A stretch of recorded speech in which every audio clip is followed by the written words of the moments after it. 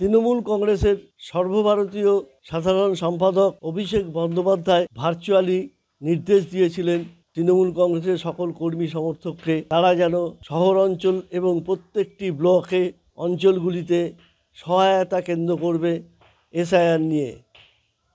গতকাল 4 তারিখ থেকে এই ক্যাম্প শুরু হয়েছে। তার নির্দেশ অনুযায়ী সেখানে এসআইআর সাধারণ নাগরিককে সহায়তা করতে এই ক্যাম্প কল্যাণীর শহর অঞ্চল এবং ব্লকের অঞ্চলগুলিতে পরিদর্শনে এলেন রানাঘাট সাংগঠনিক জেলা সভাপতি দেবাশিস গাঙ্গুলি এবং উপস্থিত ছিলেন কল্যাণী শহর তৃণমূল কংগ্রেসের সভাপতি বিপ্লব দে সহ অন্যান্য কাউন্সিলর। এখন দল আমাদের জননেতা অভিষেক ব্যানার্জি ভার্চুয়াল মিটিং করে নির্দেশ দিয়ে দিয়েছেন যে 4 তারিখ থেকে যখন এসআইআর এর কাজ শুরু হবে তখন আমাদের শহর এলাকার ক্ষেত্রে প্রত্যেকটি ওয়ার্ডে এবং গ্রামীণ এলাকার ক্ষেত্রে প্রত্যেকটি অঞ্চল অর্থাৎ গ্রাম পঞ্চায়েত এলাকা জুড়ে একটি করে সহায়তা ক্যাম্প করতে হবে এবং আমাদের বিধানসভা ভিত্তিক ওয়ার রুমও করার কথা বলা ছিল, আমাদের নির্দেশ ছিল।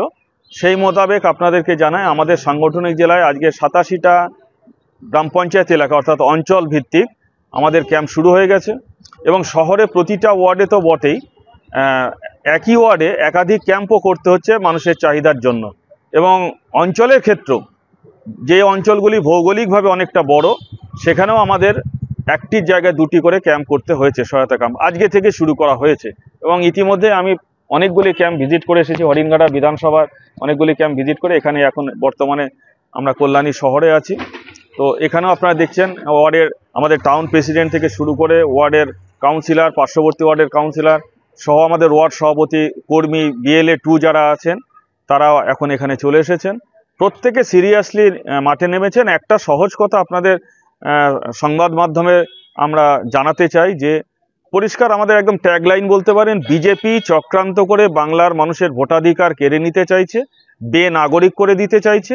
আর তৃণমূল কংগ্রেস বুক চিতিয়ে লড়াই করে বাংলার 10 কোটি মানুষ এবং যত ভোটার আছে 2025-এর তালিকাভুক্ত তাদের ভোটাধিকার সুরক্ষা রাখার জন্য মাঠে ময়দানে নেমে লড়াইয়ে নেমেছে। পরিষ্কারভাবে তিনি বলেন বিজেপি চক্রান্ত করে এই সাধারণ মানুষের ভোটাধিকার কেড়ে নিতে চাইছে। বুক চিতিয়ে তারা এই লড়াই করবেন যেন একটিও বৈধ ভোটার কোনোভাবেই নাম বাদ না যায়।